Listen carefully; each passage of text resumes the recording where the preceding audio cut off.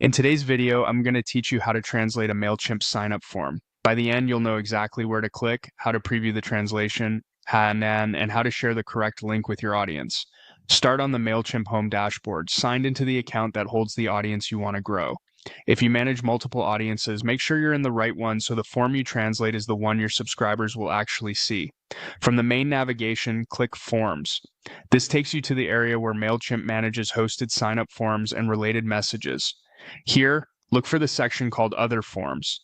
This option opens the full set of form and response pages tied to your audience, not just the basic embedded form, which is why we're using it for translation. Next, open Form Builder. The Form Builder is where you'll design and configure your hosted signup form. It includes layout tools, field labels, and language settings, and it's the place where Mailchimp's translation features live.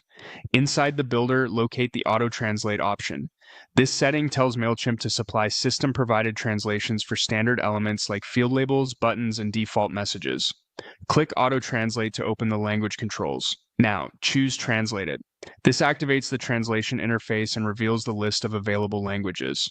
Selecting this ensures Mailchimp applies its localized strings to the form without you rewriting everything from scratch. From the language list, select the language you want. After you pick it, scroll down the page to see a live preview of your sign-up form in that language. Take a moment to read through the labels, the submit button, and any built-in confirmation or error messages. If you use custom text blocks or non-standard field names, review them closely. Automatic translation primarily covers Mailchimp's system text, so custom content may still reflect your original wording. Confirm accents, punctuation, and line breaks look right, especially for languages with special characters or right-to-left direction.